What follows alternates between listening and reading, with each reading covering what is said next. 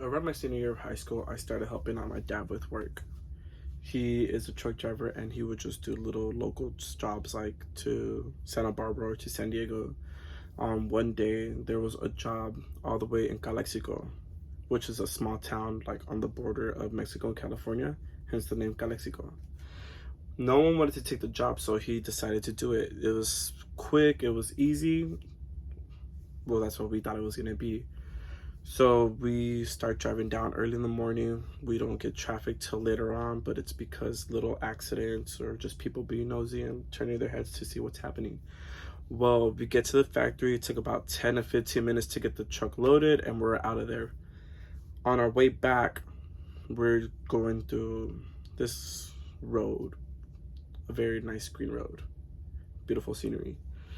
And we start to slow down little by little, and I noticed that there was a bunch of cars just lined up waiting, and it turned out to be a checkpoint with Border Patrol. They're just letting cars and trucks go in and out real quick, just plain and simple things. So we thought, hey, it's gonna be easy. We have nothing wrong, we have nothing bad on us, we're gonna be good. We're gonna be home in about 3 or 4 hours. But it did not go that way. They told us to pull over to the side so that the dogs could smell the truck to see if we're hiding anything. But they weren't catching anything, and they asked my dad to open the back of the truck, which he did because we had nothing to hide. And they searched through it, and they find nothing besides the supplies that we picked up from the warehouse. While that was happening, they were searching up his name to see if he had any warrants or anything, or I don't know what. And it turns out that he was supposed to be deported in 2006. This happened around 2014/2015. This came to shock to all of us, me and my dad and my family, because he had a lawyer that he was paying so that he could fix the situation where he wouldn't have to get deported, and he would pay him monthly for about 5 to 6 years.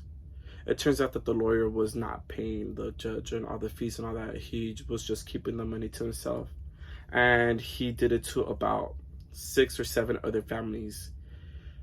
Well, it was a big shocker to all of us. To me, to my dad. My dad turned pale, and it hurt my heart so much because like it was the first time I ever seen him like that.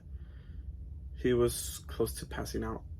Like, they were kind of scared. They thought they were gonna have to take him to the hospital, but it was just shock and fear because he was scared because he didn't know what was gonna happen because I was with him. And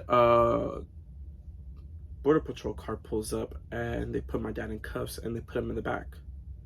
And then they tell me to go with the officer, and I go into a different truck, and they put me in the back as well. So we go, and we end up at a detention center for immigrants where they have them waiting till they have a full bus to ship them back to Mexico. Well, they had me in a cell. It was dark, it was cold.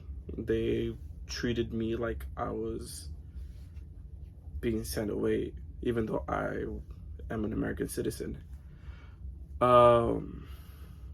Didn't get to see my dad. Last time I saw him was when they put him in the car. I had no idea where he was at. So I'm right there just worried, and I overhear an officer on the walkie-talkie say that if anyone isn't able to pick me up, that I'm gonna get deported as well. This was all the way down south, like San Isidro, already close to the border. My family, well, I was living in Compton at the time, so my mom was in Compton, and we didn't have another car to come pick us up. And then I had my grandma in Hemet, which was kind of close, but it's still far away from where I was at. And I began to panic because not only was I gonna get deported, I was gonna be out there with my dad, and we didn't have nothing to our name at the moment. So we were gonna be stuck, nowhere to go.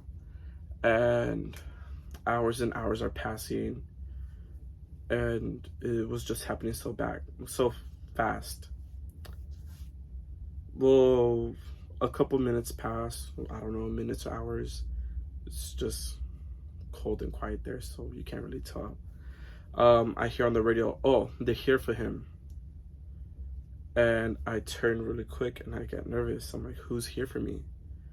And then they asked me if I knew, insert my grandma's name because I'm not gonna say her name on here. But they asked me if I knew who that is. I'm like, oh yeah, that's my grandma. I was like, oh well, they're here for you. And that's when they start walking me towards the front.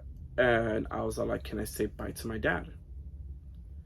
And my dad was trying his hard to hold his tear backs, and I was trying so hard to hold my tears back as well, because it's a hard situation to go through.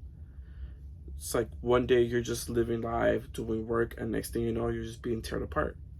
I held my tears in until I was out of sight of my dad, because I know that if I broke down and started crying, it would hurt him even more, and it would break him more, and I didn't want that. So I say my goodbyes. I tell him I love him, that I'm sorry that this is happening, and I leave. And as soon as I see my grandma, I just start crying nonstop. I can't breathe. I can't talk. I'm just crying and crying because they're taking my dad.